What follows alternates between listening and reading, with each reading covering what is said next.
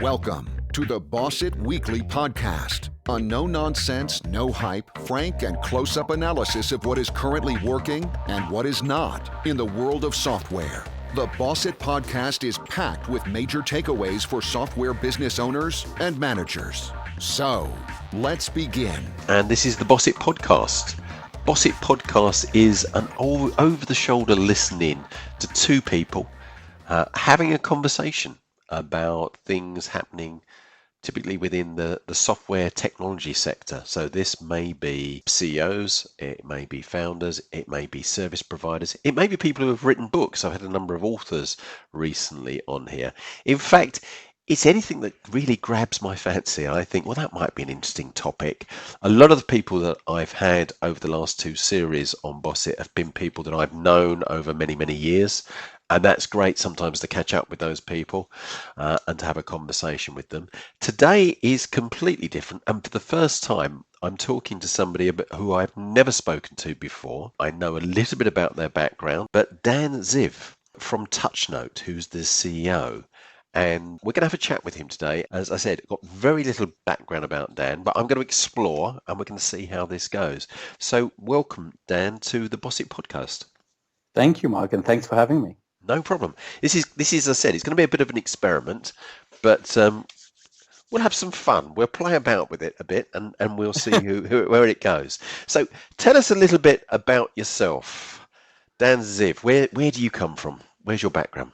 Sure, absolutely. So I was born in Israel, and I am British Israeli, which means my mom was born in Manchester, and my dad was born in Tel Aviv. I spent my childhood just about between London and Tel Aviv, and with a few years in Switzerland as well, which was nice to live by the countryside. Right. And for the past decade almost, I've been back here in London, where I did my MBA, as well as I founded a company, which we later sold in 2015. And for the past 4 years, I've been with TouchNote. Previously, my background is an M&A lawyer, and I did that in Tel Aviv. So, super. Back and forth. Well, there's quite a few touch points for us, actually, between the two of us. In our backgrounds. So Tel Aviv and London. I've been to London. I've also been to Tel Aviv. I've been there on business, and I was fortunate enough to spend a little bit of time in Israel, courtesy of one of my ex-clients when I worked with them doing some M&A, and I helped them to acquire a company. I really enjoyed the country, and I enjoyed my time there. I'm a very keen photographer, and I had I was in the fortunate position of being able to just spend some time and wander. What would you say are the main differences between Tel Aviv and London? Oh, well, I could count the differences between Tel Aviv and London, but then by the end of it, we'll be done with your podcast. So I think it's that different, is it? It really is. Yeah. I think the advantage of a place such as Tel Aviv is it has one leg in the Mediterranean culture and Middle Eastern culture, of course, and then another leg in Western Europe, maybe even in the US, where people do business a bit differently. Yes. Tel Aviv is a hot place, both in climate and temperament. Tel Aviv is a place where people are, straight shooters. There's very little decor, very, very little in terms of, how should I say, a ceremony. People Yes. cut to the chase. They want to get deals done. It's a very active place for M&A. Being an M&A lawyer, and I know you did a few deals there, as you mentioned. Yes. Very acquisitive, very engaged in that environment. Historically, been quite US focused, and now over the past decade, has very much refocused a lot on Europe as well. I think the advantage of London is obviously its size and its cultural diversity. London is perhaps the most international city in the world, with so many people coming in, Yes. and it has so many advantages there. Also sitting just in the middle of the East and West, it really is a hub for so much activity. But over the last decade, you could see that London has really come to its own from a tech perspective, and it's been quite a privilege to be able to come from Tel Aviv, a market where tech has been the major driver of GDP growth and of the huge service sector for perhaps the past 3 decades. Then to go to London, where tech was more nascent, and to see it grow and the ecosystem from the big American tech giants coming in and basing their big headquarters in the city, to the startup community that's flourished around the Shoreditch area and other places, Manchester, Bristol, and so on. So you could really see how London, as well as the UK, have come to its own really over the past maybe 5 to 10 years. Yes. And the most interesting thing about that, I'm sure you can also see that from your own experience, is that the UK has obviously brought its immense culture into that environment, and the way of doing business in the UK has very much put a footprint on the tech environment as well, which is very, very different to the one in Silicon Valley. And Tel Aviv is still more of a corner of Silicon Valley, perhaps, than it is a part of that European ecosystem, if that makes sense. Yes, well, one of the things that always fascinated me, and I don't know how long ago this was, but it probably started 20 years ago or more, was the way that Israel encouraged technology development with tax breaks there. I believe that there was an incentive whereby a new technology software company wouldn't have to pay tax for the first 10 years, I think it was. And I could really see what that had done. There was a high concentration of expertise and companies that obviously partly stimulated by that, but it seemed to be a pretty smart move at the time. What did you have any experience of that? Yeah, absolutely. I think the two major factors that really, I think, helped Israel become such a important place for the world's technology innovation is, number one, the fact that every 18-year-old in Israel goes to the military. Yes. And so many of those people then go off and start their own businesses, and especially people who go into these technology-focused units. And they essentially take 4 to 5 years of learning how to do stuff in the military, and then they bring that knowledge and technology into the civil world. And they essentially can think of it as a 3 to 5 year boot camp, where they can then transition those skills. Yes. and they're ready for innovation. And then the second one, as you mentioned, was the tax breaks. And the chief scientist in Israel was one of the first ones to identify the tax breaks as the single biggest catalyst to bring foreign money into the country to spark investment. Today in the UK, you have SCIS and EIS and all of these beautiful schemes. Israel was there around in the early 1990s. So it really got it in early on that game. And if you look at, again, the West Coast in the US, it's not such a different story. The Defense Department and then the incentive schemes that were put in place really sparked a lot of innovation in the early tech giants like IBM and Dell and so on. So I think there's a formula to this that worked well in many countries. And I think the UK is very much accelerating at this time. Yes, I think that in the UK, as a country, it's always been very innovative. I don't think that we've always been so great at commercializing that innovation. I mean, if you look at where some of the greatest inventions have originated from, a lot has happened from this very small island, but the commercialization of those inventions has quite often gone elsewhere. And hopefully this nation has sort of has smartened up a little bit on that side. I'm definitely seeing, because my focus for nearly the last 30 years has been around software and technology. I'm seeing definitely a much more concentration around London.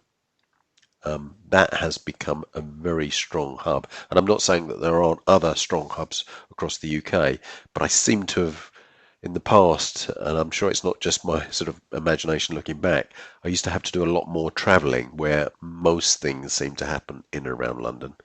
And I know over the last 2 years, there's been more investment into London than ever before into that technology.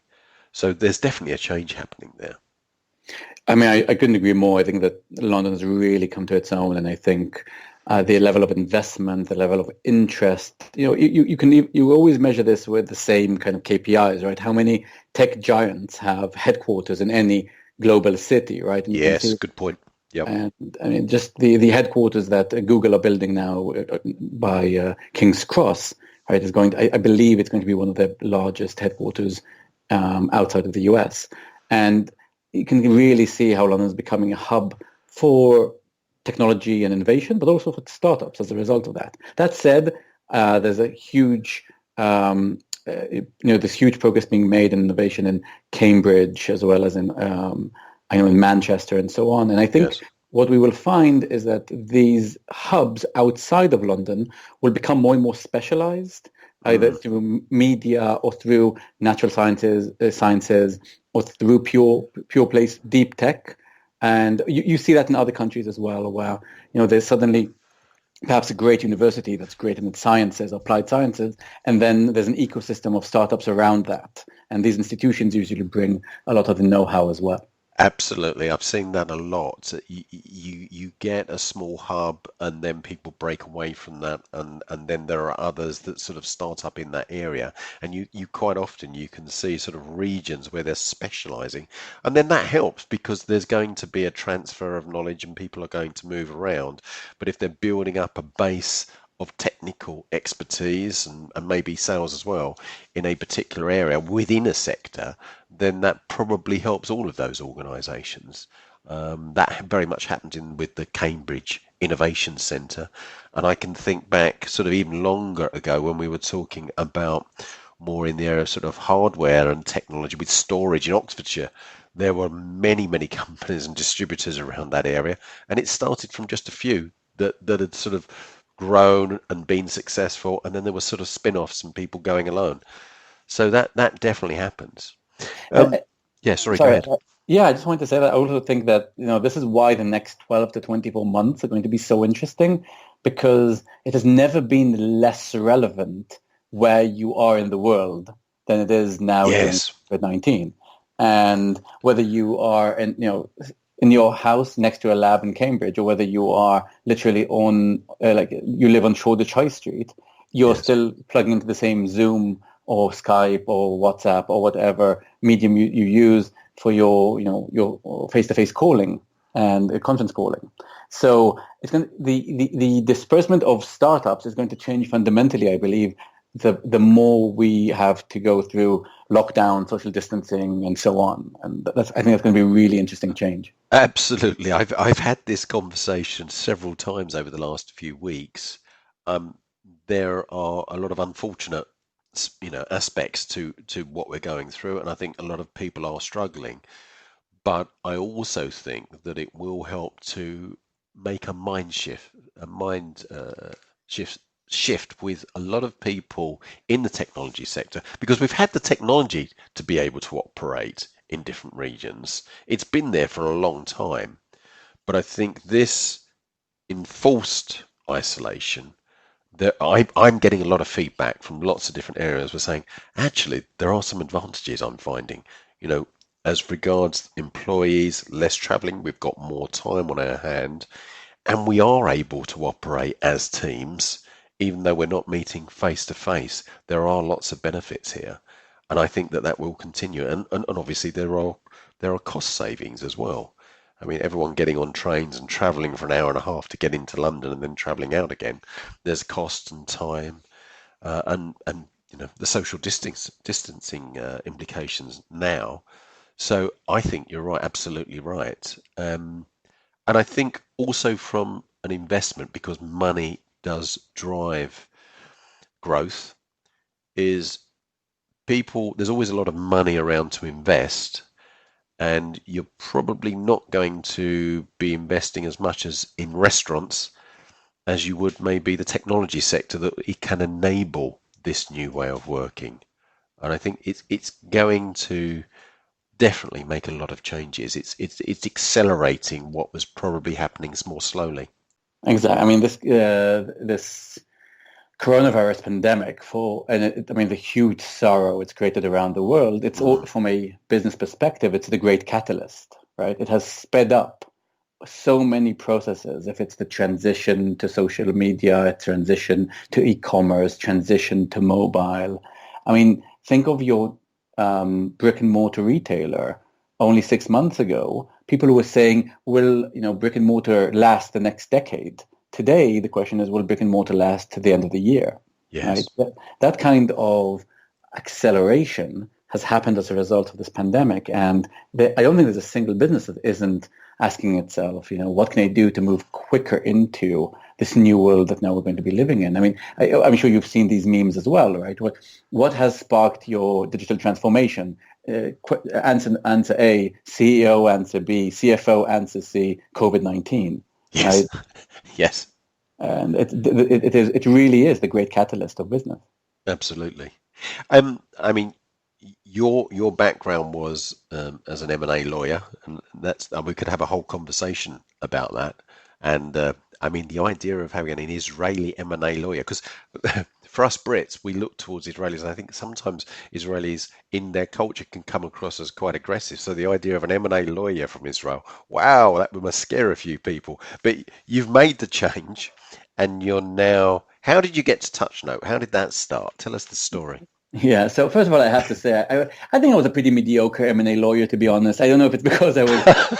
You weren't aggressive enough in Israel. That's what it was. Someone once said to me, I'm the most British Israeli they know, and I'm the most Israeli Brit they know. So I don't know.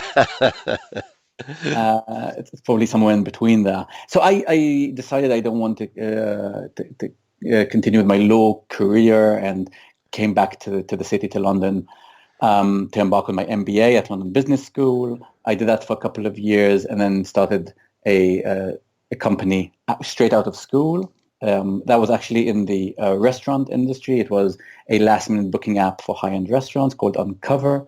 I did that with two of my friends from business school, right. And it was very successful. It was a great business for us, which we quickly sold a year and a half later. Wow. And I was the chief product officer there. I did a bit of product before then in other startups that weren't successful, and a little bit of technology in the military as well, back at home in Israel. Just on that point, Dan, because I think there's an important point. You mentioned about you worked on some other products that weren't successful.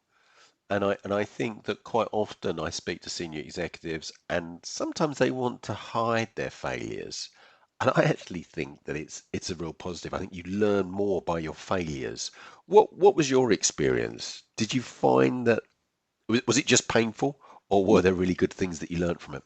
Oh, there was some significant pain there, but I am so grateful for those experiences and opportunities. And I'm not just saying that lightheartedly. The first startup that I founded was with my best friend, and we raised, I think it was $250,000 for a seed round. It was a very fancy algorithm for news content. There was a whole pitch around it.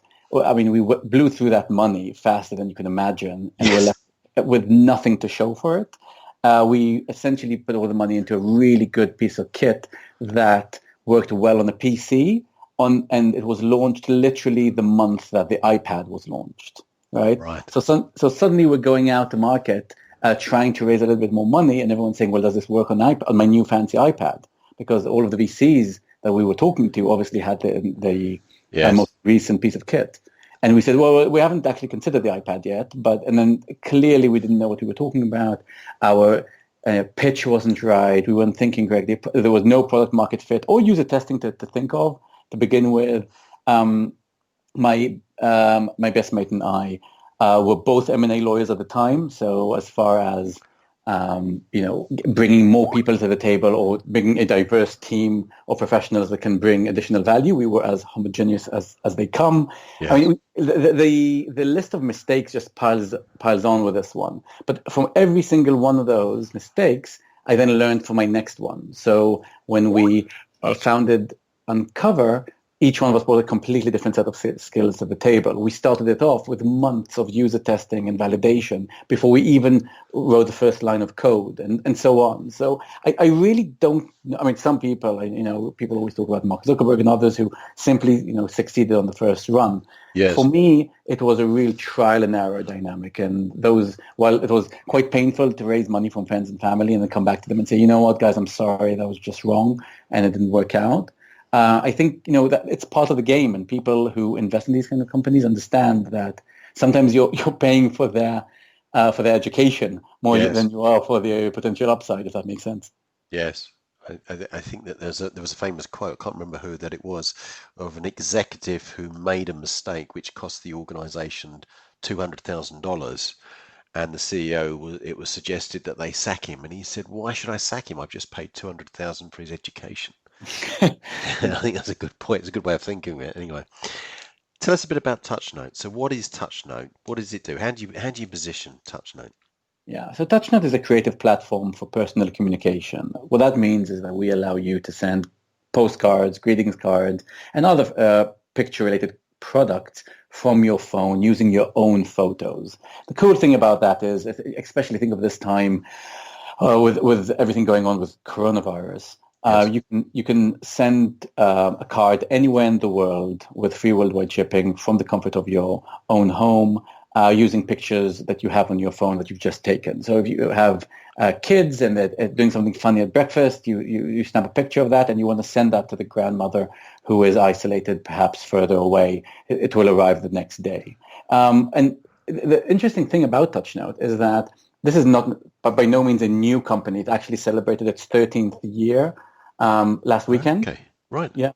But it went through exactly this kind of same dynamic of trial and error that we just talked about. And initially, it started off with, not even on iPhones, and it was a completely different product. And then slowly pivoted into this postcard proposition, which was very successful. Then around 2013, 14, it really started to get growth and moved into greetings cards as well as other products. And I joined the company 4 years ago when we were already starting to see some scale, and there was some product market fit, but it wasn't scaling well, and there was no product business fit. And then what we discovered was that actually people were sending these cards in a different way to the way we thought. And I think that's what's so interesting about these, changes and pivots and strategies that people talk about all the time. Yes. The business was run for almost a decade as your pure play commerce company, where you come in, you send a card, pay, £3 or whatever, and then you go. And then what we discovered is that actually people who use it on a regular basis. This is something that is not a one-off. If you are the kind of person that will send a card like this, you actually send 10, 20, maybe 30 cards a year. And then when we looked deep into that user behavior, we discovered that people are using TouchNote in the same way they would use Instagram today, right? Yes. So you don't put a picture on Instagram necessarily only on Mother's Day, right? Or only on Christmas. Sure. You are documenting your life or communicating about your life a bit. There's a famous quote by the Snapchat CEO that said, when people use Snapchat, they are not taking pictures, they are communicating, right? Yes. And that's true for TouchNote as well. So we quickly pivoted the business then into a membership model where we essentially allow you to do this on a recurring basis. And for your loyalty, we reward you with the best prices anywhere in the world. And that's really where this thing took off for us. And we found that people enjoy the membership idea and they come in and they essentially send on a regular basis, especially during COVID. What we can see is people who are isolated, who are more vulnerable and aren't necessarily on social media, perhaps the seniors in your life. These are people who would really benefit from receiving cards on a regular basis from you about your life. Yes. So this is B2C exclusively, or is there B2B applications? We have a little bit of B2B, and obviously right now there are tons of schools that approach us asking us to help them out, to speak to their pupils and so on. But we are predominantly B2C, absolutely. And it's also about visual. It's communicating with a hard copy image. It's very much a visual rather than a lot of copy and text. Or is there a lot of text with it? Is it more like a sort of a traditional postcard where it's visual on one side and there's the message on the other? How does it work? Yeah. So the final end product looks quite similar to the postcard or to your classic greetings card. Yes. It's physical. There's a photo on the front, or in the case of a postcard on one side, and then there's text and a stamp and an address on the other side with a postcard and so on. And the greetings card are folded into an envelope and so on. So the final product is quite similar, where we differentiate is in the level of personalization of that card. So the photo is taken from your pictures of your the pictures on your phone. The message is obviously written by you and so on. But with us, you can even personalize the stamp. So you can have a stamp. If you've ever wanted to replace the Queen on that stamp at the top right, you can do it now with TouchNote and put your own face on the stamp or whatever. And we give you the ability to be creative. So you have illustrations and artwork and stickers you can plug on, not dissimilar to other social media platforms, where you can give context to the picture itself. So you go on a vacation to Bali, and then you write at the top Bali 2020. Although I'm not sure you can travel anywhere right now. No. But the idea is to give context, and that's why we talk about this in terms of the creative platform. So exactly the same as you would on Instagram, you'd post something but give it context. That's how people use TouchNote as well. So this is much more creative than, say, for instance, a platform like Moonpig, where that is templated greeting cards that would be sent out, and you're just selecting something else. This is people being able to choose their image that they may own and add to that and make it much more personal. Yeah. So the way we differentiate ourselves in the space is that we are mobile first rather than going on desktop, and that we really go the extra mile on the personalization. So the idea is that from your phone, remember the average session time is probably 2.5 minutes. So think of creating this card, and just like you would create a post on a social media platform, we understand that you don't have a lot of time, you don't have a lot of patience for this, you want to get it out quickly. Yes. And so we optimize for that use case, and we give you the ability to personalize, add stickers, add a nice note, and add that address and send it as quickly as possible. And that's really what we differentiate. And who do you find is your typical target market? What's the demographic there? We internally, we like to say that our target demographic is anyone who has a mum, right? So that's yes. Right. If you have a mum, you probably want to know about TouchNote because she'd love to get a card from you. But the thing about us is that we do send tons of cards for people on Mother's Day, Father's Day, Christmas, Valentine's, and all your card sending moments. Yes. The key customer for us is the person that wants to engage in this kind of communication on a regular basis. I had a customer tell me that his mum said to him something beautiful. She said, please send me a card, but for a Mother's Day card, any day of the year, just not on Mother's Day. Because on Mother's Day, you have to send me a card. Right? Yes. But any other day, you're just thinking about me, and I love that. Yes. Right? That's the classic TouchNote user. It's more special. And it's probably also more special.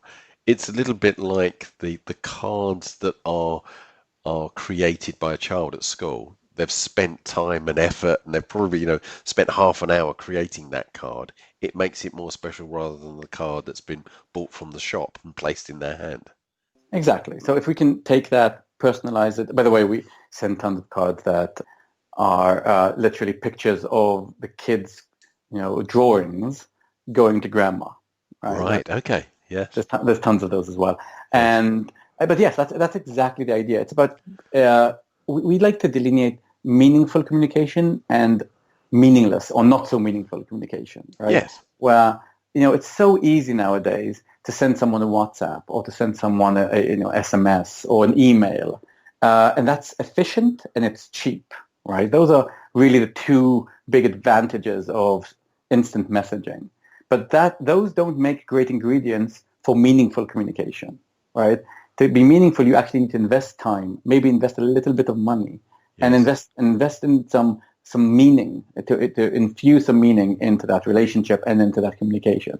So if you think of a spectrum of your digital diet and how you consume, your media, there's online, there's probably, you have Facebook, the Instagrams, those are the performative platforms where people show their best self normally, right? Everyone looks brilliant on Instagram. And then as you go down, probably WhatsApp is slightly more authentic. The people that you share things with on your WhatsApp groups are probably, privy to more authentic information about you. And then we think TouchNote is the next level, where when you share a card with somebody, you're really giving them some information about you that is authentic and is perhaps even intimate. If that makes sense. The first thing that occurred to me when you started talking about this, and I sort of really get the concept, and I think it's very interesting, is your B2C, and as you say, it's anybody who's got a mother. That's very diverse a marketplace. How do you go out and find your customers? Well, we segment them. This is the bread and butter stuff. We say, okay, well, what's the biggest segment here? Well, obviously, mothers who are also grandmothers are great for us because there's a relationship and intergenerational discussion there. What you find is that nowadays, increasingly over 50s or over 60s are on social media, but Yes. still they are not represented massively on those platforms. So they would really benefit from receiving cards from a platform like us. And so what we find is that what we do is we communicate to the sender, i.e. the mum, and she would then, or the dad, he would then download the app and send pictures of the grandkids to the grandmother, if that makes sense. Yes. So we're looking for people who have an intergenerational discussion within their family, and they want to keep that going in an authentic way. So how do you get the grandmother to engage on a mobile? And, so the grandma, yeah, that's very sorry. important.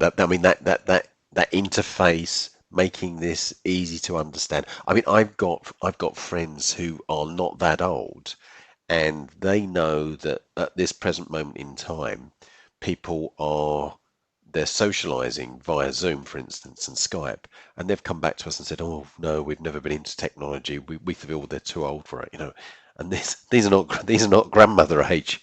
How do you make it that easy? How do you engage with a generation that this is going to be relatively new? I agree that there's a big upsurge in sort of over 60s on Facebook, for instance. We've seen that, but you know, there's a number of steps that they're going to need to go through here, especially if they're sort of tailoring that message and being very creative. How do you do that?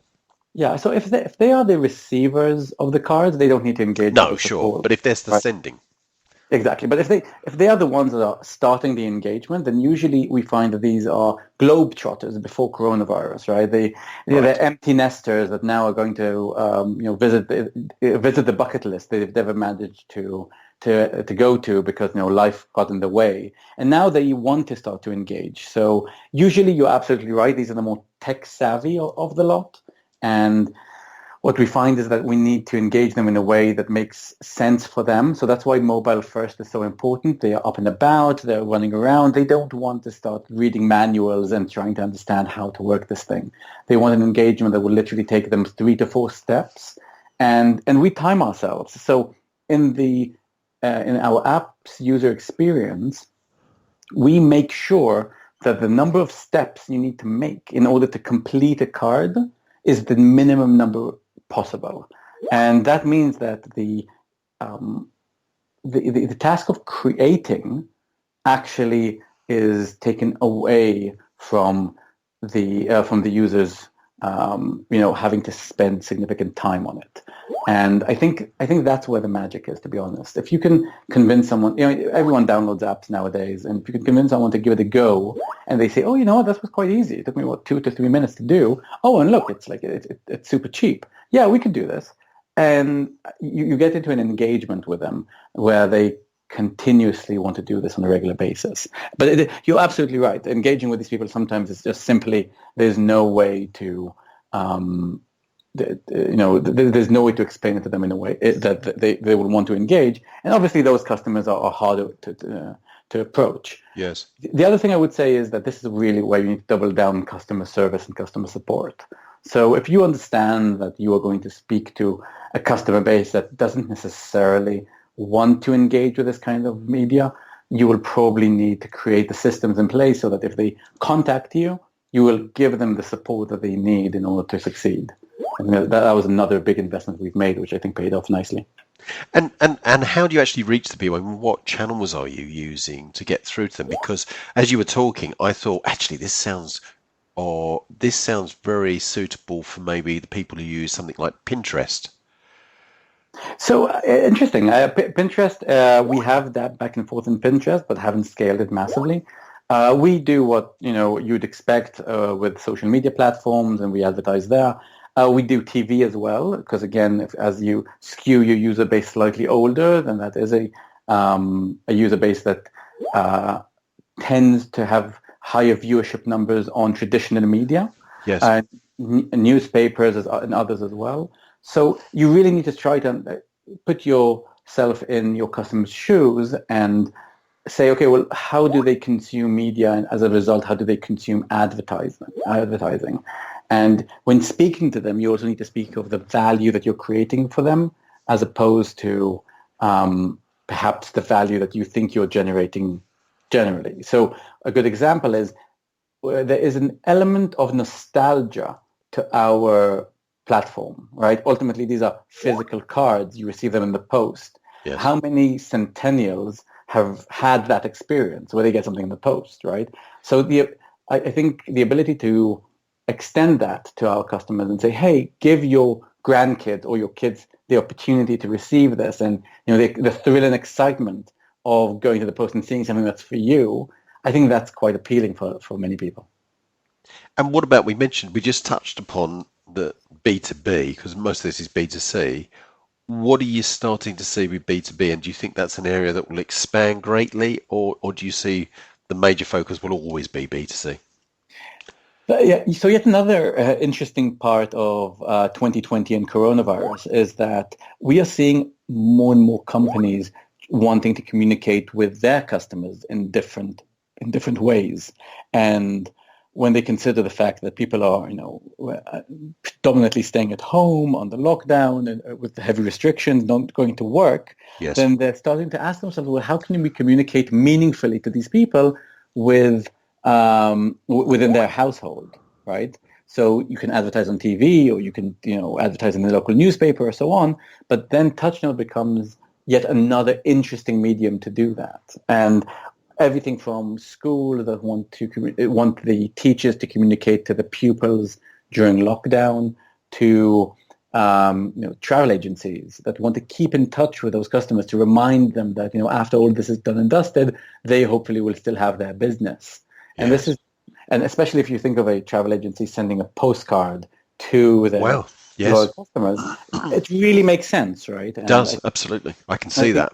And I think that's how people are starting to consider their own communication and marketing efforts, with their customers. Because I can understand on a sort of a one-to-one basis of sending messages out.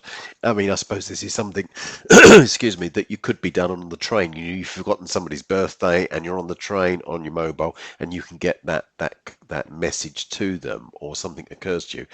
So, but on a B2B, is it possible that you can send out like 1,000 of these to, a database or a section of your database effectively? Are you geared up to be able to do that? Absolutely. So we've done this with tens of thousands, and as long as the companies have the required, GDPR compliance forms and so on, then we can easily send out personal communication to every one of their customers. And as I said, this is exactly the kind of thing that people are now getting into, because I think the times are more challenging, right? This is not the time to start advertising necessarily on billboards. No. As less people are simply out and about.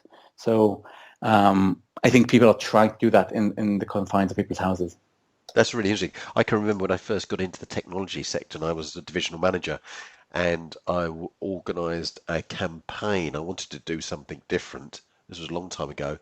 I had hundreds of handwritten birthday cards sent out with a message on them, and it was sent out in pink envelopes. And one of the salespeople complained because they had too many leads, but it was doing something that was very different. And the funny thing was that if you're sending out hundreds of these, some of these did land on the desk on their birthday or near their birthday, and they were writing back thanking, saying, "How did you know it was my birthday?" And we got some really positive responses. Very interesting. I didn't know. I mean, I'd had a look briefly, and I'd been sent some information before this podcast about what you did, and I thought it's something definitely I wanted to explore, but we'd never spoken before. And I found this to be really interesting. It sparked off a number of ideas in my head of some clients that I think might be interested in what you do, to be able to do something a little bit different in their marketing mix, maybe, and maybe we can explore that. But we've been speaking nearly 40 minutes, and fascinating. I've really enjoyed the conversation today. And thank you very much for that. For somebody who wanted to reach out to you, perhaps had some ideas or wanted to look at what you did, what's the best way of them finding out a bit more about TouchNote? So I'm available on social media with the handle Dan Ziv, DANZIV. Lucky my name is so short, it's easy to remember. Yes. Or somebody can just email me at dan@touchnote.com, and I'd love to hear from everyone. And tell me again, because you did say just before we started the podcast, what does your surname come from? Where is the origin of it? What's it mean? So it's an Israeli or Hebrew word for light or luminous, and back about in the 50s or 60s, it was quite popular to change your name to an Israeli native name. So a lot of people did that, and so did my grandparents. Brilliant. Well, you've certainly been very illuminating today on the podcast. Thank you. And I've enjoyed the conversation with you, Dan, and it's been brilliant. This was another episode of the Boss It podcast. If you have any questions for Dan, then please do reach out to him. The company is TouchNote. The name is Dan Ziv, and we'll put some information when we post this up. If there are any questions or other subjects, or if you know somebody that you would like us to interview on the Boss It podcast, then please do reach out to us. I've enjoyed the conversation today, and I look forward to being able to reach out to you again in the very near future. And in the meantime, keep focused and keep safe. Thank you very much.